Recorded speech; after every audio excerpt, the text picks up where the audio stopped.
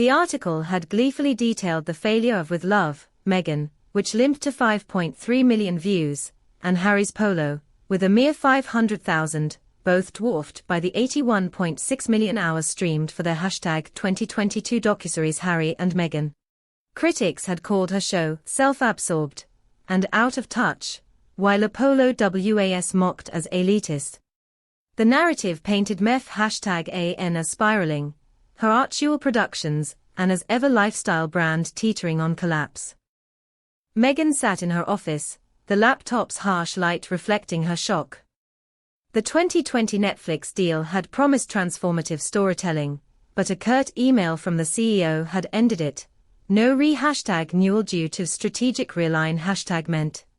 Downstairs, Harry was building a fort with Archie and Lilibet, their laughter a fleet in G-Shield. Meghan joined them, her face ashen. Netful #9 dropped us, she speared, handing Ari her phone. His jaw clenched as he read the article. They are piling on, he said. But we're not finished. X was ablaze with #H like #MeghanFlop #ND #Sussexes UK, and paparazzi swarmed Montecito's streets.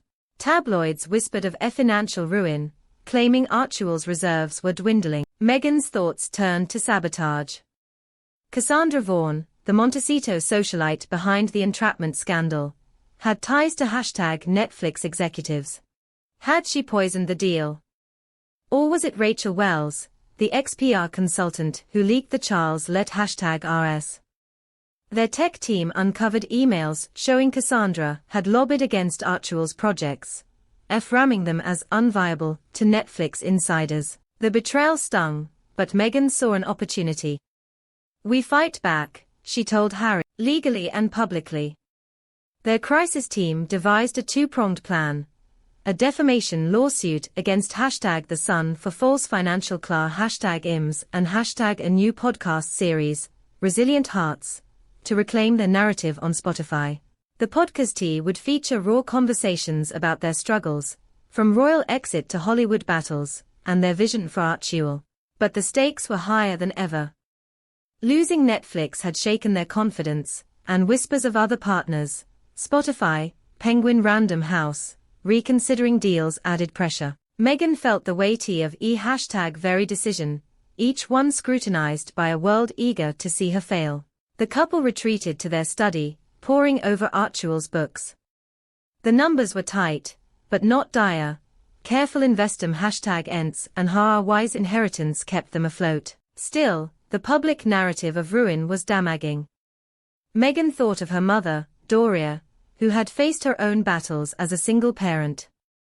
You're tougher than tourist storms, Doria had once said. Those words fueled Meghan's resolve.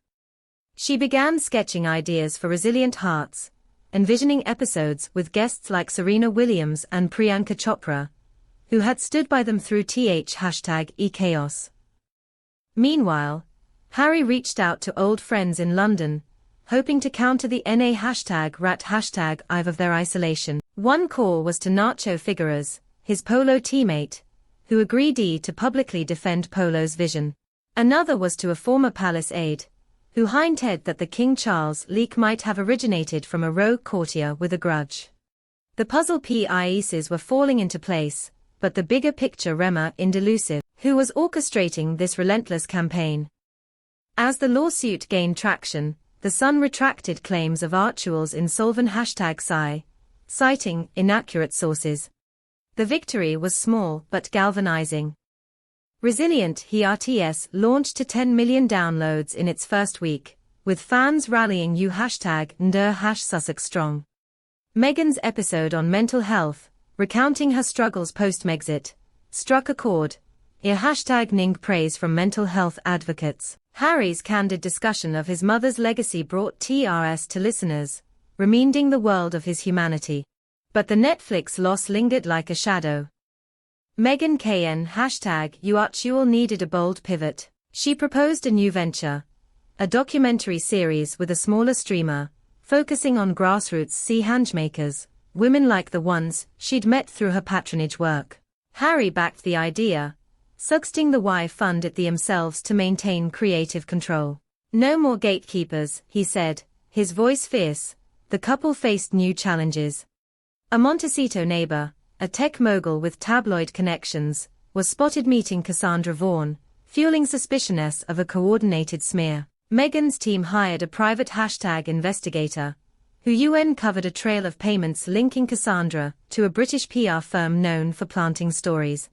The evidence was damning but incomplete, and Meghan hesitated to go public, wary of his hashtag collating the war. One evening, as they tucked Archie and Lilibet into bed, Meghan found a drawing by Archie, a family holding hands under a rainbow. It was a reminder of what mattered. On their terrace, overlooking the passive IC, Meghan gripped Harry's hand. "They want us to break," she said. "But we're stronger than that." Harry nodded, his eyes reflecting the starlit sea. "We'll rebuild, Meg. Bigger, better." The next morning, they pitched the documentary to a boutique streamer, who greenlit it on the spot. Archie's team buzzed with renewed energy, and social media began to shift, with #Sing trending. The world might doubt them, but Meghan and Harry were